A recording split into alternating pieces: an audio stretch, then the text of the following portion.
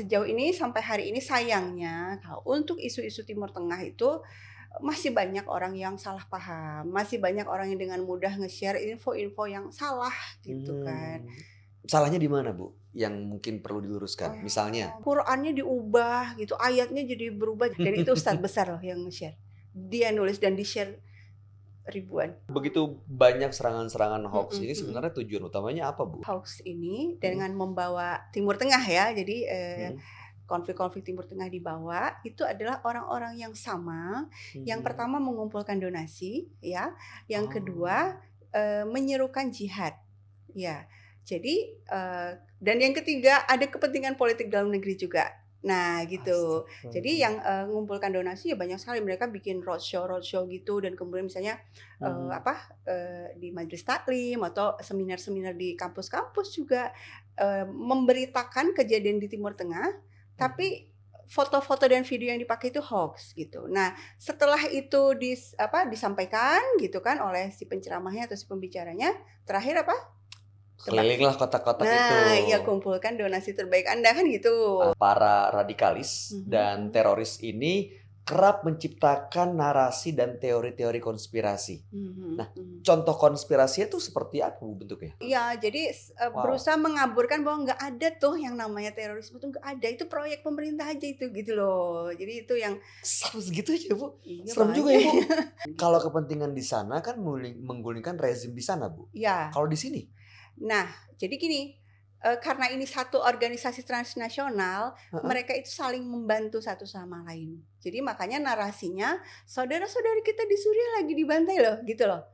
Karena yang Mmm. dimaksud itu adalah mereka itu membantu sesama Ikhwanul Muslimin di Suriah, membantu sesama Al-Qaeda di Suriah, membantu sesama ISIS di Suriah, gitu loh. Kemarin ini sempet ada berita katanya ditemukan perpustakaan digital ISIS ya, Bu, ya? ISIS itu memang sejak awal itu sangat, memanfaatkan media sosial. Iya. Mereka sadar teknologi Iya, juga ya, Bu, sangat menyadari dan, itu penyebaran. bahkan ada yang mendeteksi bahwa ini kayaknya nggak mungkin orang-orang biasa, Mhm. pasti menguasai psikologi juga sehingga, postingan-postingannya itu, menarik minat, anak-anak muda ya. Sampai ada yang mengancam gitu, Bu? Iya, Oh ya, heeh, bentuknya? iya misalnya, ya ibu target kami selanjutnya gitu, kayak gitu loh. Wow, oke. Tuh, Ibu nggak takut? Ada takut, ada ya, saya tetap berhati-hati ya. Jadi kalau saya di media sosial saya tidak pernah real time ya menceritakan saya sedang Oh. di mana.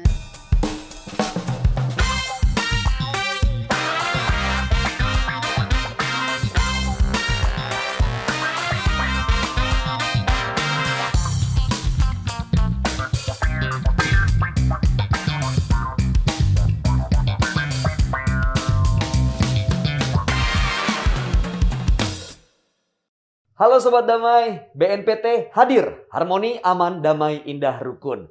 Senang sekali saya Bayu Oktara kembali dapat hadir menyapa Anda dalam podcast Cafe Toleransi. Dan hari ini kita akan membahas sesuatu yang sangat menarik. Jadi sejak beberapa tahun ke belakang, Indonesia disebut-sebut mengalami darurat literasi. Yang berarti rendahnya minat baca masyarakat. Bahkan di tengah gempuran digitalisasi dengan segala kepraktisan yang diberikan, ternyata masyarakat Indonesia tidak lantas menjadikan membaca sebagai urutan teratas kegiatan yang dilakukan dalam aktivitas sehari-hari. Tidak heran penyebaran berita hoax kian masif dan menimbulkan ujaran-ujaran kebencian di berbagai media sosial. Berbagai isu pun semakin digoreng, tidak terkecuali berita mengenai terorisme dan radikalisme dalam skala global. Lalu apa yang bisa kita lakukan untuk menangani hal tersebut? Nah, saat ini senang sekali saya sudah bersama dengan seorang yang sangat ahli dalam menganalisis isu-isu yang berkaitan dengan geopolitik dan penyebaran berita hoax di media sosial mengenai radikalisme dan terorisme. Langsung saja kita sapa Ibu Dina Sulaiman. Halo Ibu, Assalamualaikum. Waalaikumsalam Mas Bayu, Apa kabar Ibu makasih. Dina? Alhamdulillah baik, Senang senang sekali Ibu ya. hadir, terima kasih Ya sudah saya juga meluangkan senang. waktu. Baik, perlu kami informasikan Sobat Damai bahwa seluruh kru yang bertugas di setiap episode Cafe Toleransi ini sudah menerapkan protokol kesehatan dengan sangat ketat. Untuk itu kami mohon izin untuk melepas masker supaya pesan yang tersampaikan bisa terdengar dengan jelas. Oke, monggo Ibu Baik, silakan. ya. Akhirnya saya bisa ketemu juga nih sama Ibu Dina. Setelah saya kalau ngelihat obrolan Ibu Dina di berbagai macam podcast tuh ngeri-ngeri sendiri saya. Oke, nah sebelumnya saya mau konfirmasi dulu nih, Ibu Dina ini kan banyak sekali sekarang yang dijalankan. Lebih nyaman disebut apa? Apakah dosen, penulis, pengamat, aktivis media sosial atau apa? Apa aja ya, semuanya boleh deh. Semua dijalanin ya Bu ya? Ya karena semuanya saya jalanin kan, dosen juga, Mm-mm. nulis juga, peneliti juga, pengamat juga, ngeblog juga, Masya Allah. nulis di medsos juga gitu. Buku saat ini masih bisa dihitung pakai jari tangan Bu? Nggak terlalu banyak sih, sekitar 14 Udah juga. lewat dong jari tangan saya 14. Oke, tadi kan di awal saya sudah menyebut tentang Indonesia darurat literasi ya Bu Dina ya. Nah Ibu kan juga aktif membahas tentang literasi digital nih. Nah apakah status darurat literasi itu masih relevan dengan keadaan sekarang Bu Dina? Ya karena tadi Mas Bayu udah bilang saya pengamat Timur Tengah ya. Jadi yang memang yang saya amati lebih banyak adalah isu-isu Timur Tengah gitu Oke. kan. Sejauh ini sampai hari ini sayangnya untuk isu-isu Timur Tengah itu masih banyak orang yang salah paham, masih banyak orang yang dengan mudah nge-share info-info yang salah gitu kan. Salahnya di mana Bu? Yang mungkin perlu diluruskan. Misalnya, Banyak contoh. banget ya.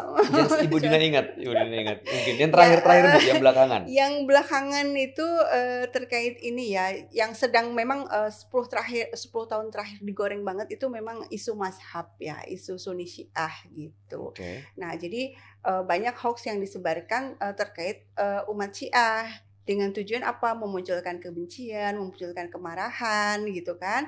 Nah, hoaxnya itu macam-macam dan kadang-kadang nggak masuk akal gitu ya. Contoh Bu Dina. Misalnya umat Syiah tuh gitu. Astaga. Ada foto, ya Allah banyak banget. Masa ada yang percaya? Dan itu bertahun-tahun didaur ulang gitu. Oh, oke. Iya. Ada yang kemakan tuh Bu hoax itu? Iya, kan kita lihat dari misalnya yang nge-share lagi, yang nge-like Oh, lagi, yang oke. ngomong gitu, yang memaki-maki gitu, ya Mm-mm. berarti kan percaya gitu kan. Terus misalnya, Mm-mm. oh Qurannya diubah gitu, ayatnya jadi berubah. Jadi misalnya tentang Suriah ya, ini Suriah ini mengubah Al-Quran, jadi ada surat Al-Asad ketika gitu. Dan itu ustadz besar loh yang nge-share. Dia nulis dan di-share ribuan. Wow. Itu nggak ada yang protes Bu? Maksudnya nggak ada yang Ya meluruskan? di medsos, di komen-komen ya ada yang lurus. Termasuk saya juga, saya share ulang nih salah gitu-gitu ya ada ya. Beliau Cuma menanggapi Bu? enggak. Wow. Oke.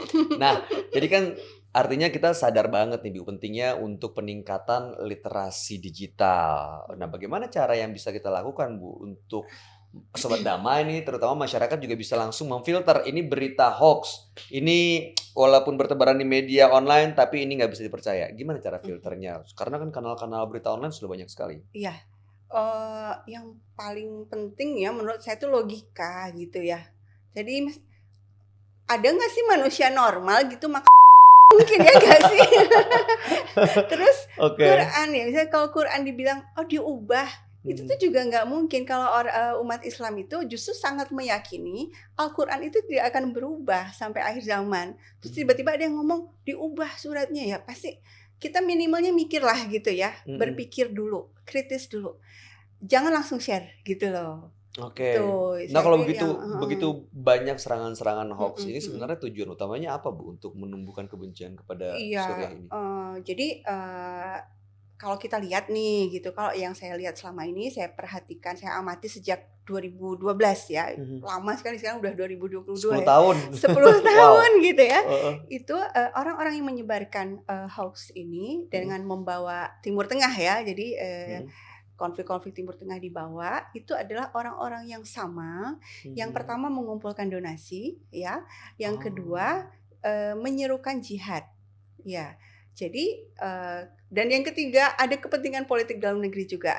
Nah gitu. Jadi yang mengumpulkan donasi ya banyak sekali, mereka bikin roadshow gitu, dan kemudian misalnya di majelis taklim atau seminar-seminar di kampus-kampus juga memberitakan kejadian di Timur Tengah, tapi foto-foto dan video yang dipakai itu hoax gitu. Nah, setelah itu disampaikan gitu kan oleh si penceramahnya atau si pembicaranya, terakhir apa?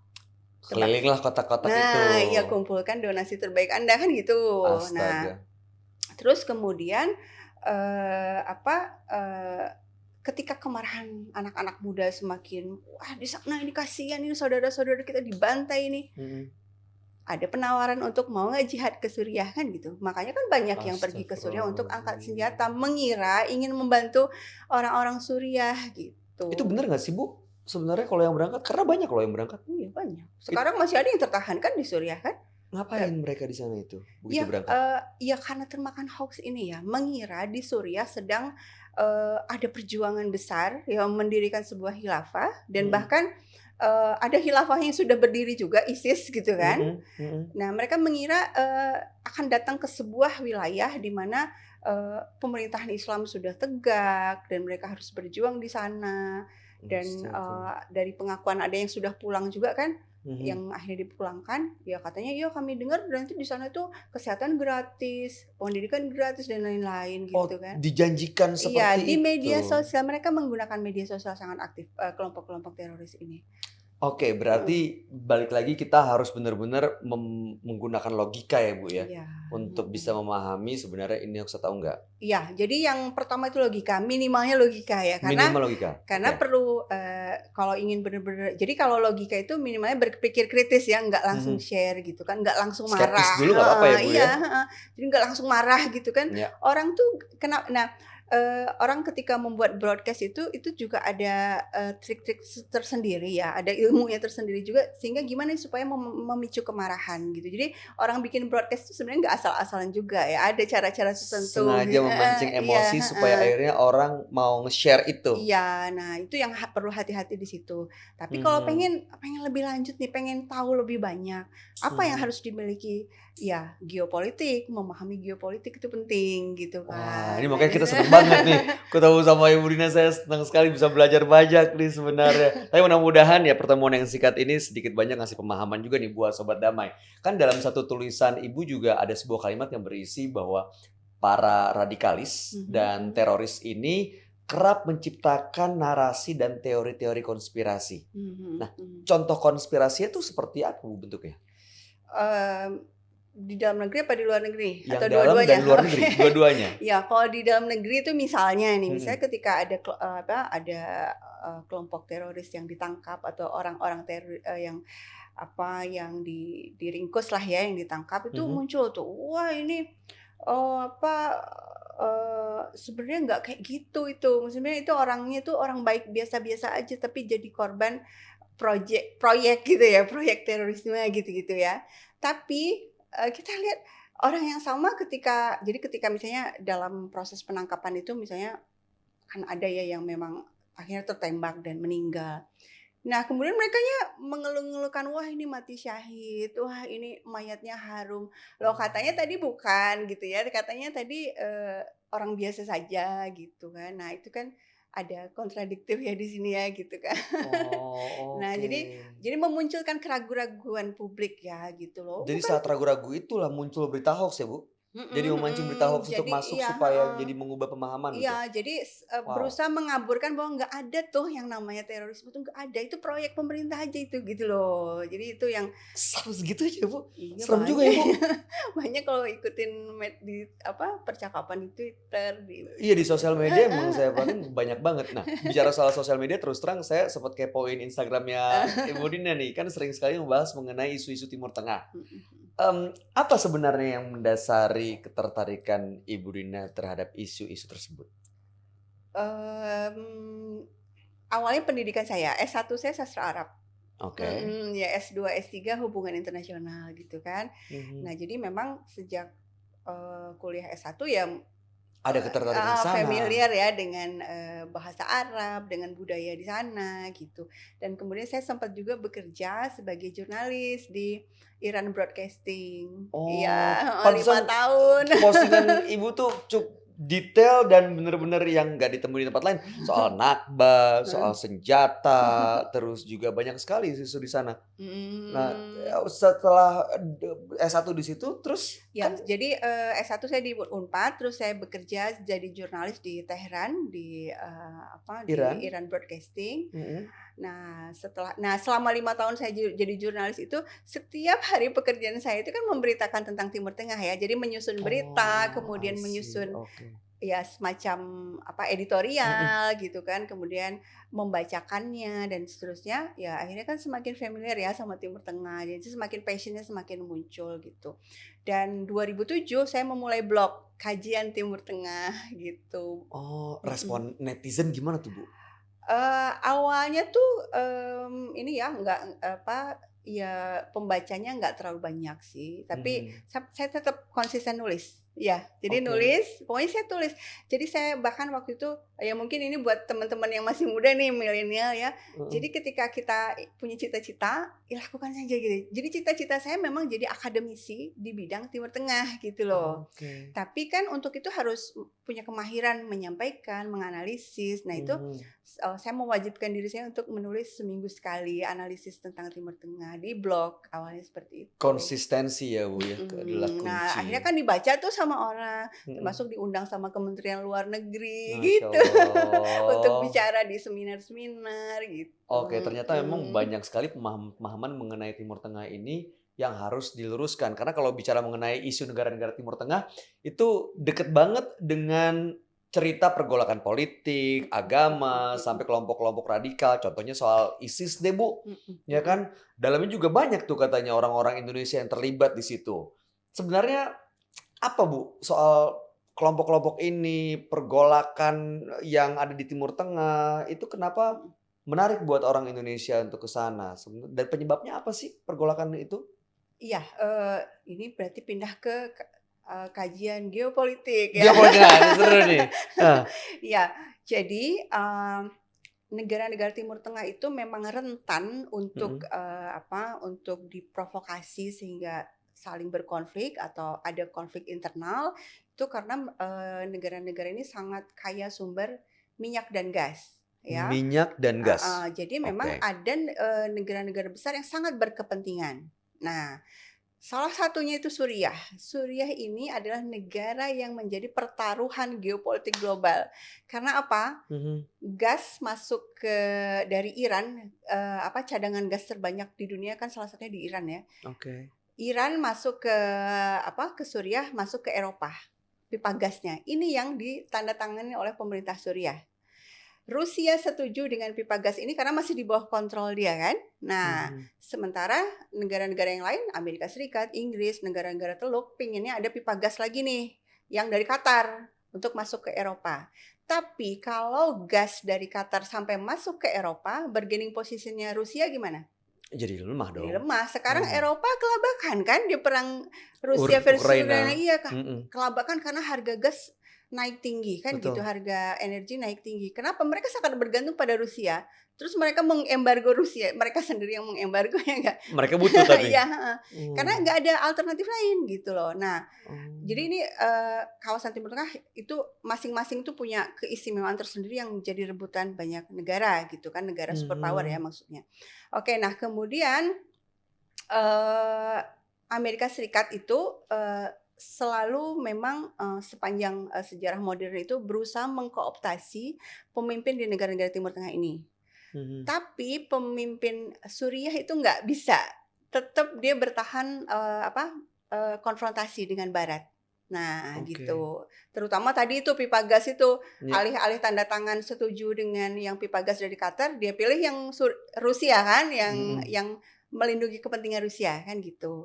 Nah kemudian apa yang dilakukan oleh, Amerika Serikat, mendorong negara-negara Teluk untuk, memfasilitasi Mhm. gerakan-gerakan jihad di Suriah gitu Wow, ya. oke. Nah, tapi, apa yang terjadi di luar kalau tidak ada dukungan dari dalam nggak akan jadi kan. Betul. Nah, di Suriahnya sendiri Ada pergolakan juga dalam situ ya? sudah ada kelompok-kelompok yang memang, eee Punya kepentingan. Ideologi Oh. kekerasan itu ada Hizbut Tahrir Suriah sudah ada di sana, Ikhwanul Muslimin sudah ada di sana di Suriah ini, Hmm. Al-Qaeda Suriah juga sudah ada dengan nama Jabhah al-Nusra. Nah, tapi kan mereka kelompok-kelompok yang tadinya ya sudah masih bisa dikendalikan oleh pemerintah Suriah kan. Oke. Tapi ketika proyek agenda penggulingan rezim dimulai, dana masuk besar-besaran Mhm. kan, suplai senjata masuk, Mhm. mereka angkat senjata melawan pemerintahnya sendiri gitu. Nah, kelompok-kelompok ini banyak, ratusan nama, tapi sebenarnya Wow. secara garis besar 3 kelompok ini, Ikhwanul Muslimin, Al-Qaeda, dan ISIS gitu. Nah, Oke. Hizbut Tahrir masuk ke mana? Hizbut Tahrir itu menyatakan berbaiat pada kelompok-kelompok yang sebenarnya Al-Qaeda, tapi namanya bukan Al-Qaeda.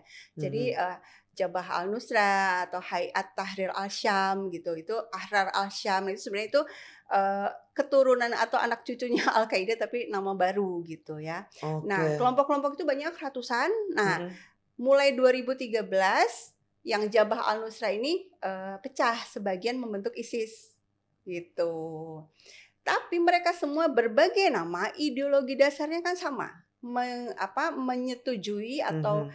menerima kekerasan untuk mencapai tujuan politik. Semuanya tuh punya tujuan politik mereka ini. Ya, Gerakan yang tujuannya politik apa? Menggulingkan pemerintah rezim. Suriah Mhm. dan ingin mendirikan khilafah. Sama-sama khilafah gitu kan. Meskipun di antara mereka saling bertentangan, bahkan Bertentangannya di mana tuh, Bu, antara 3 itu? Ikhwanul eh Muslimin, Al-Qaeda, sama karena ISIS? kan beda beda apa ya, beda organisasinya ya. Heeh. Ikhwanul Muslimin, Al-Qaeda, ISIS kan beda. Jadi, di saat mereka diperlukan misalnya melawan tentara Suriah, ya Heeh. mereka bisa saling bantu di medan perang ya. Tapi Wow. ketika enggak, ada perebutan kawasan atau apa, mereka saling bunuh juga itu satu sama lain gitu. Oke. Nah, sekarang organisasi-organisasi ini itu disebutnya organisasi transnasional. Dia punya cabang di berbagai negara, termasuk di Indonesia. Nah, Ikhwanul Muslimin Suriah itu bukan cuma di Suriah, ada di berbagai negara. Di Indonesia pun ada Ikhwanul Muslimin Kalau gitu. kepentingan di sana kan menggulingkan rezim di sana, Bu. Ya. Kalau di sini? Nah, jadi gini, karena ini satu organisasi transnasional, Heeh. mereka itu saling membantu satu sama lain. Jadi makanya narasinya, saudara-saudari kita di Suriah lagi dibantai loh, gitu loh. Karena apa yang Mmm. dimaksud itu adalah mereka itu membantu sesama Ikhwanul Muslimin di Suriah, membantu sesama Al-Qaeda di Suriah, membantu sesama ISIS di Suriah gitu loh. Yang It di Indonesia ini ya, gitu. Oke, itu makanya kenapa ada penggalangan dana. Iya, kan di sana butuh duit tuh, butuh logistik, butuh ya macam-macam lah gitu kan. Butuh Oh. butuh butuh orang yang mau berperang juga. Jadi Mhm. yang berperang di Suriah itu bukan sebagian besarnya justru orang asing, bukan orang Suriah. Orang Suriahnya ada ya, Mhm. tapi direkrut pasukannya itu dari sekitar 100 negara di dunia, termasuk Indonesia Astaga, gitu. dari Indonesia juga banyak tuh kirim orang-orang Banyak, ke sana. mhm mhm mhm. Nah, itu kalau misalnya bantuan logistiknya, aliran dananya itu nggak cuma dari Indonesia, Bu? Iya dari seluruh dunia juga. Organisasi atau filantropi perorangan? Ada Karena yang kalau organisasi kan sebenarnya gampang melacaknya dan gampang di-stop oleh pemerintah. eee, Nggak segampang belum itu? tentu juga ya, Oh karena mereka gitu? kan mengklaim Untuk kemanusiaan untuk ya? kemanusiaan ya. Wow, Jadi oke. yang bisa mendeteksi ini bermasalah adalah orang-orang yang memang mengamati geopolitik ya dengan intens gitu kan. Jadi Mmm. misalnya ada sebuah lembaga donasi yang mengatakan, "Wah kita mau bikin, sumur untuk orang Suriah yang, yang jadi pengungsi," misalnya kan. "Kita Mhm. bikin pabrik roti." Nah terus Astaga. kita lihat nih, kan ada resmi mereka ngomong, "Oh kita bikin pabrik rotinya di Idlib, kita bikin sumur atau saluran airnya di Idlib, kita bikin shelter-nya di Idlib." Kalau orang yang paham geopolitik, Idlib itu apa? Siapa yang ada di sana Siapa gitu. yang ada di sana, Bu? Idlib itu satu provinsi Oke. di Di Suriah Suriah? ya, tapi itu masih dikuasai oleh kelompok-kelompok teroris ini. Jadi yang tadi itu yang banyak Oh. saya bilang ada Da Al-Nusra, iya. Al-Asyam, Jais al-Islam, bla bla bla itu semuanya sekarang Di ngumpul Idlib? di Idlib. Ya, jadi Oke. mereka kan tadi menguasai Suriah sekitar 80% wilayah Suriah itu mereka duduki. Nah, kemudian tentara Suriah Mhm. dibantu Rusia, dibantu Iran akhirnya kan melakukan perlawanan, Mhm. diambil kembalilah wilayah-wilayah itu. Tapi kan lembaga-lembaga HAM internasional, Amerika Serikat, apa nggak boleh dibantai, ini harus dijaga HAM-nya. Jadi apa yang dilakukan oleh pemerintah Suriah, diantarkanlah ke Idlib. Jadi negosiasi di ini ya, di level negara-negara elit ya itu. Pokoknya jangan diapa-apain nih orang-orang ini, masukin Dengan ke Idlib. alasan HAM. Ya. Lucu juga ya Bu ya kalau di sini mereka bicara HAM tapi di belahan dunia yang lain, di negara lain mereka tutup mata gitu. Iya begitulah. Begitulah. Oke. Bu, kemarin ini sempat ada berita katanya ditemukan perpustakaan digital ISIS ya Bu ya? Benar nggak sih? Sempat Kalau itu saya malah belum dengar ya, saya pikir. Cuma jadi gini, heeh. ISIS itu memang sejak awal itu sangat memanfaatkan media sosial. Iya, Mereka sadar teknologi juga ya iya. Bu, sangat menyadari Dan untuk penyebaran. dan bahkan ada yang mendeteksi bahwa ini kayaknya nggak mungkin orang-orang biasa. Pasti menguasai psikologi juga, sehingga postingan-postingannya itu menarik minat anak-anak muda ya. Bahkan Oke. ada postingan ISIS itu waktu di awal-awal rekrutmen itu ya di 2013 itu, tentara-tentara yang gendong kucing coba. Jadi kan so Astaga. sweet banget Iya, ya nggak sih? terenyuh pasti Bu Iya, ngelihatnya. ini dan dia pegang senjata dan badan kekar gitu, cowok badan kekar, Megang kucing. pegang kucing. Cewek-cewek gimana lihatnya Wow. kan? Ya cute banget. Pasti gitu Makanya dong. banyak sekali perempuan-perempuan yang pergi ke Suriah kan, ingin bergabung dengan para Masya laki-laki ini gitu. Makanya Allah. sekarang yang di Idlib itu Heeh. para teroris plus anak istrinya gitu kan udah 10 tahun nih, ya kan sudah punya anak dan lain-lain gitu ya. Maksudnya Wow. jadi sudah dengan keluarga-keluarganya di sana gitu. Berarti kalau logistik masih terus berdatangan ke sana, mereka nggak kelar-kelar dong karena bisa terus hidup dan menjalankan aksinya gitu ya. Berarti Betul. kita di sini nih Sobat Damai harus berhati-hati dalam memberikan donasi, jangan sampai dengan alasan mungkin kemanusiaan di Suriah, tapi kita nggak bersikap skeptis untuk cari lebih jauh, akhirnya justru malah salah sasaran yang tujuannya untuk kebaikan malah disalahgunakan untuk akhirnya kebutuhan teroris supaya Mhm. bisa tetap hidup dan subur di sana. Iya. Oke. Nah, saya mau ngobrol banyak sekali sama Ibu Rina, tapi mungkin nih biar lebih tenang kita ngopi dulu ya, Bu. Iya, Ibu ngopi nggak? siap. Ngopi saya. Ngopi setiap hari? Setiap hari Oh tanpa ya, gula. tanpa gula. Wah, Iya. boleh dicoba ya, Bu. Di sini Iya, oke, cukup oke nih makasih. di Cafe Toleransi. Baik, terima Silakan, Ibu kasih. Rina. Oke. Ibu Rina tadi sempat menyatakan ada 14 buku yang sudah ditulis. Itu kan ada salah satunya antologi Baby Blues. Ya, terus juga ada macam-macam. Ada buku cerita anak-anak. Iya, ada Dokter Cilik yang hafal Al-Quran itu. Iya. Itu inspirasi dari mana sih, Bu? Ya, jadi saya tuh nulis itu sebenarnya seiring waktu aja ya. Jadi misalnya Baby Blues itu karena waktu itu saya baru melahirkan anak, terus ya Itu pengalaman pribadi sebenarnya. pengalaman pribadi dan saya dan beberapa perempuan Teman-teman. lainnya gitu. Oh, Jadi itu kan oke. bareng ya, nulis bareng. Terus waktu Dokter Cilik itu awalnya dari blog. Jadi saya nulis di blog cerita tentang anak saya yang ikut sekolah menghafal Al-Quran di Teheran waktu itu kan. Saya kan kerja di sana, saya bilang tadi 5 tahun. Nah itu anak saya usia 5 tahun, saya masukkan ke TK di sana yang khusus menghafal Al-Quran. Saya ceritakanlah di blog, dikontak sama penerbit, bisa nggak bikin buku? Terus bestseller itu sampai puluhan kali cetak ulang. Wow, luar biasa. Iya. Nah, untuk buku-buku yang lain tuh semuanya sama tuh kejadiannya dari pengalaman pribadi yang Iya, kaitannya sama kehidupan jadi pribadi. sesuai ini aja ya. Jadi misalnya ketika saya nulis Prahara Suriah, nah Prahara Suriah itu 2013 tuh.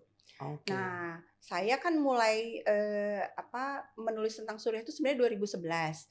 Tapi mulai dibully habis-habisan itu 2012 pertengahan ketika akhirnya mereka mendeklarasikan khilafah kan. Jadi 2011 itu mereka ngomongnya demokrasi, reformasi gitu-gitu kan. Tapi 2012 mulailah terbuka ya, mereka sebenarnya ingin mendirikan khilafah di Suriah gitu. Nah, waktu itu mulai dibully habis-habisan, saya itu sempat vakum. Pokoknya shock banget lah gitu. Pokoknya banyaklah ini kesulitan yang saya hadapi ya gara-gara itu gitu kan. Sampai terhambat gitu ya, Ibu ya. Oke. Akhirnya saya waktu ketakutan juga ya karena kan sampai ada yang mengancam gitu, Bu? Iya. Oh iya, bentuknya? Iya, misalnya ya ibu target kami selanjutnya gitu, kayak gitu loh. Wow, oke. Oke, nah jadi saya sempat vakum, sempat Wah, shock gitu. Kemudian tiba-tiba di 2013 ada teman saya yang kuliah di Suriah, orang Indonesia. Jadi sebenarnya orang Indonesia tuh ya banyak yang kuliah di Suriah gitu loh. Dan mereka itu Ahlus Sunnah juga. Jadi ketika dibilang Ahlus Sunnah di mana? Ahlus Sunnah yang mana gitu. mhm, Orang-orang Indonesia pada kuliah di sana baik-baik aja kan gitu. Nah, mmm, teman saya yang mahasiswa ini, "Loh Bu, kok nggak nulis-nulis lagi?" katanya gitu. Terus saya ceritakan, "Ya aku tuh syoknya di kayak giniin," aku bilang gitu kan. terus? Nah, terus habis gitu, beliau bilang gini teman saya ini bilang gini, "Wah, kalau Ibu aja yang nulis di medsos, dibully seperti ini, seperti apa ya itu yang sedang dihadapi oleh Syekh Buti?" Dia bilang gitu. Saya bilang, "Syekh Buti itu siapa?" "Oh, itu ulama besar di kami, Bu. Beliau selalu mengkritik gerakan-gerakan teroris ini." Gitu. Mhm. "Oh, gitu, iya." Jadi ulama Suriah aja tuh nggak setuju dengan ini gitu loh, dengan orang-orang Si yang gerakan-gerakan ini. heeh, yang angkat senjata ini, yang Ikhwanul Muslimin, Al-Qaeda dan lain-lain itu, dan Mhm. beliau, berterus terang Bersuara. bersuara gitu kan. Hanya selang 1, 2 hari kemudian Syekh Butinya gugur syahid, dibom Masya Allah, oleh innalillahi.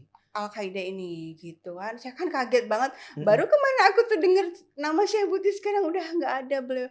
Nah itu titik balik saya tuh. Jadi saya bilang, "Oh, saya harus nulis, saya harus lanjutkan menulis lagi," gitu. Setelah menulis lagi Bu, Mhm. melanjutkan, masih ada nggak ancaman itu? Ya masih. Tanggapannya berbeda pasti? Kalau Eee, sebelumnya kan ketakutan, iya, menarik diri. selanjutnya nggak tahu ya itu, ketika Syekh Buti gugur itu kayak, ya sudahlah gitu deh, jangan, karena saya khawatir itu terjadi di Indonesia juga gitu ya. Nah itu, Ibu nggak takut? Ada takut, ada ya, saya tetap berhati-hati ya. Jadi kalau saya di media sosial saya tidak pernah real time ya menceritakan saya sedang Oh, di mana. Saya misalnya udah pulang ke rumah baru saya mhm. cerita, "Oh saya di sini," gitu. Selalu berhati-hati tetap gitu ya. Kita belum posting kan ya Bapak? Oke, Ibu, Mhm. Ibu Dina juga pernah mereview sebuah film, ya kan yang Mhm. ceritanya itu yang kemarin di Indonesia tentang Oh, Densus, tentang sayap-sayap patah terorisme, ya. sayap-sayap patah. Ibu emang hobi nonton film ya? Iya, heeh, hobi, Oke, heeh. oke. Gimana tuh tanggapannya soal film itu? Tentang sayap-sayap patah. Mhm. Wah nangis. Oh ya? Heeh, karena saya, artinya gini, saya sejak 2012 itu kan mengamati konflik Suriah ya. Heeh. Artinya, kejadian berdarah-darah itu video-video itu saya saksikan gitu ya. Bagaimana karena para teroris di Suriah itu kan merekam ya. Mereka sendiri Mhm. loh yang ngerekam, taruh di Facebook gitu loh. Jadi, Oke. saya tuh ngelihat selama bertahun-tahun gitu ya kejadian-kejadian yang mengerikan itu. Terus Mhm. kalau di film itu kan, ya Allah ini orang Indonesia gitu loh. Ini tuh polisi yang sebenarnya ingin menjaga Indonesia gitu kan, tapi terus Mmm, diperlakukan dengan seperti itu, oh pokoknya sedih banget. terasa banget, relate Iya banget ya, iya, Bu, ya. heeh, Oke, nah, yang saya bingung ya, Bu, ya, banyak sekali kan masyarakat Indonesia tuh kayaknya kalau udah bicara soal kemanusiaan kan tergerak ya, Bu, mhm ya. mhm Tapi mhm. agak sulit membedakan kalau ini memang kemanusiaan yang benar yang harus butuh kepedulian, tapi yang ini justru ya kan terorisme. Ada saran nggak, Bu? Selain tadi Iya iya skeptis, pakai iya. logika, gimana ngebedakan?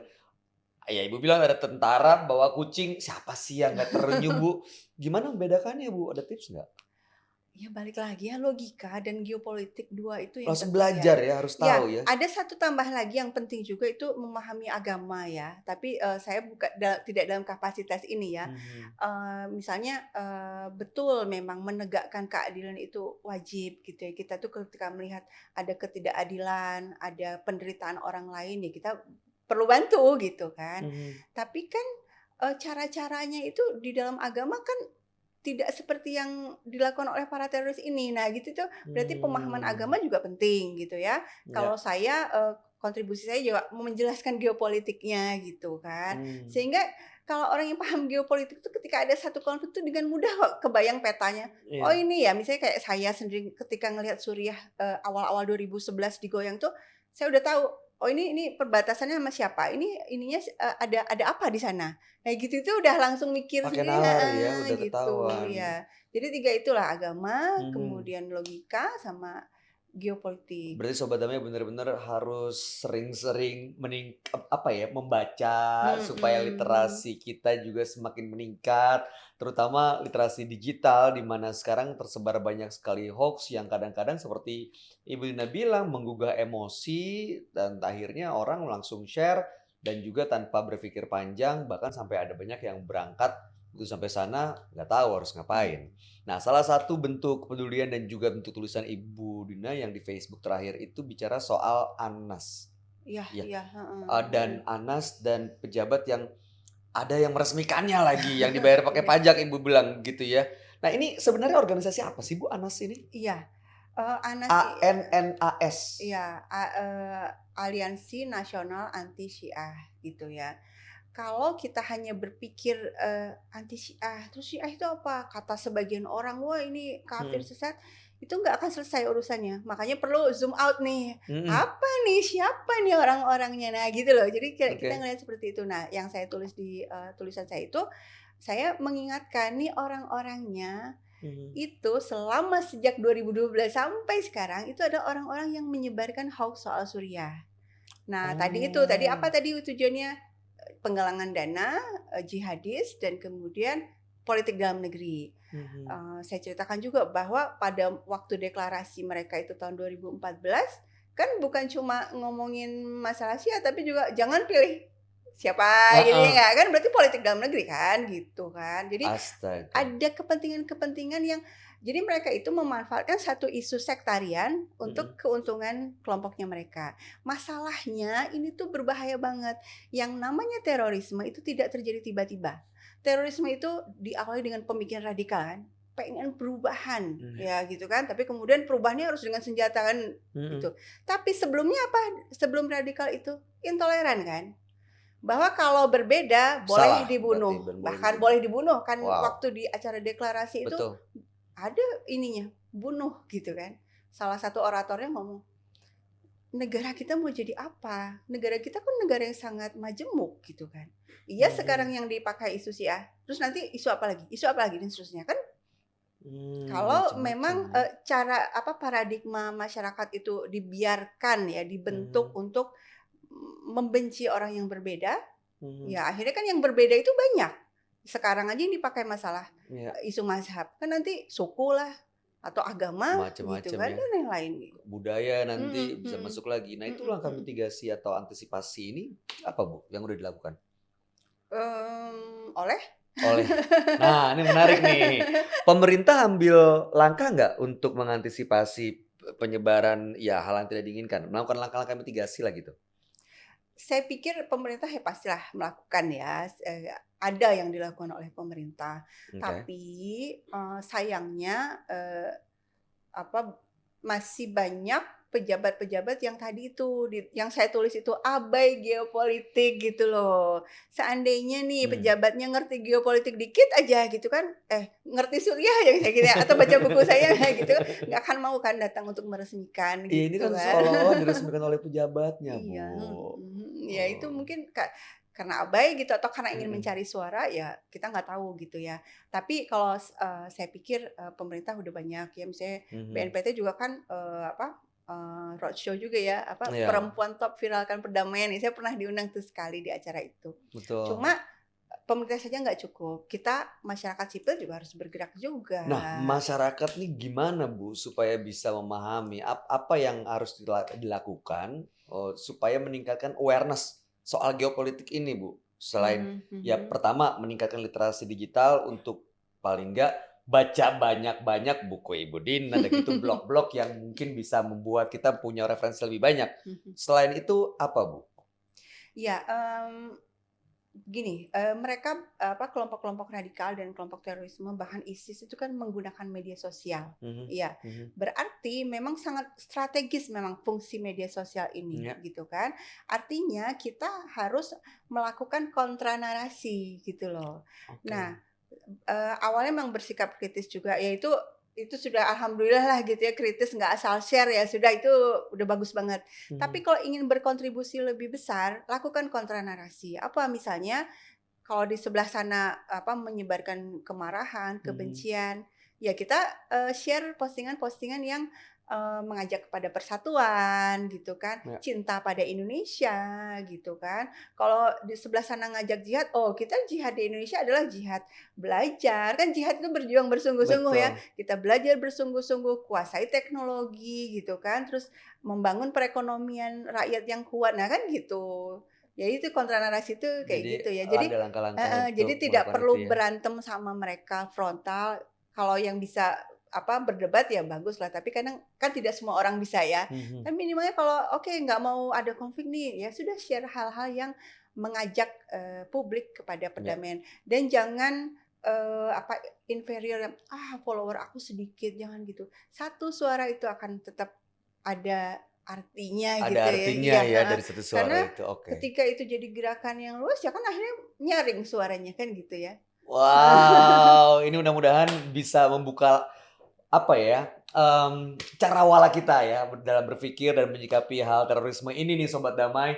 Yang pasti semua orang, ya pemerintah sudah melakukan apa yang harus dilakukan, tapi memang butuh partisipasi kita semua tentunya untuk memberikan kontra narasi supaya langkah-langkah orang yang itu tadi ingin mencari jihadis, selalu mengubah ideologi dan juga lah politik dalam negeri untuk tujuan-tujuan tertentu, justru mereka akan bisa diantisipasi supaya tidak berhasil nih apa yang mereka inginkan dan Indonesia tetap terjaga persatuan dan kesatuannya.